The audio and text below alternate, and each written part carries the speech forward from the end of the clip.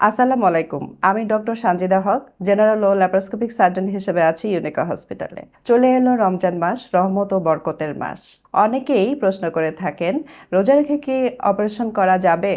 বিশেষ করে ডায়াবেটিক রোগীদের জন্য এটা বিশেষ গুরুত্বপূর্ণ।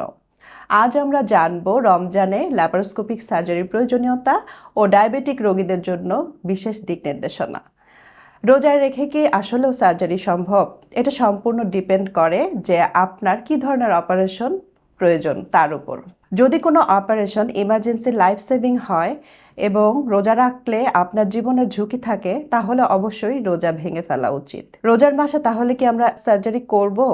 হ্যাঁ, যদি ইমার্জেন্সি লাইফ সেভিং অপারেশন লাগে রোজা রাখলে, সেক্ষেত্রে ইসলামে রোগীর জন্য রোজা ভাঙা অনুমতি আছে। কখন সাধারণত রোজা না ভেঙে অপেক্ষা করা ঠিক নয়? হঠাৎ অ্যাকিউট অ্যাপেন্ডিসাইটিসের ব্যথা উঠে গেলে অথবা পিত্তথলির ব্যথা উঠে গেলে ল্যাপারোস্কোপিক সার্জারি করিয়ে নেওয়াটা উত্তম।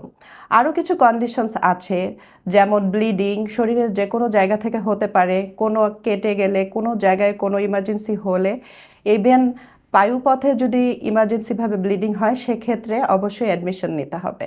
এছাড়া আরও কিছু প্রবলেম আছে, যেমন কোলন ক্যান্সার, রেকটাল ক্যান্সার, এগুলো হয়ে যখন গাট অবস্ট্রাকশন হয়ে যায় তো সেটাও ইমার্জেন্সি। পিত্তথলির পাথর আছে কিন্তু কোনো রকম সিমটমস নেই, সেক্ষেত্রে রোজার সময় আপনাদের একটি হেলদি ব্যালেন্স ডায়েট মেনটেন করা অবশ্যই জরুরি। আর কি সার্জারি আপনার ইমার্জেন্সি হতে পারে? ডায়াবেটিক পেশেন্টদের সাধারণত পুজ পড়া, পানি পড়া, অ্যাবসেস যেটাকে বলে, এটা হতে পারে। সেক্ষেত্রে অবশ্যই একজন ডায়াবেটিক্স বিশেষজ্ঞর পরামর্শে ইনসুলিন গ্রহণ করতে হবে। যারা ইনসুলিন নিচ্ছেন তারা কখন, সেহরি, ইফতারে কোন সময়টুকু, কতটুকু, কিভাবে নেবেন সেগুলো বিশেষজ্ঞ পরামর্শে অবশ্যই জেনে নেবেন।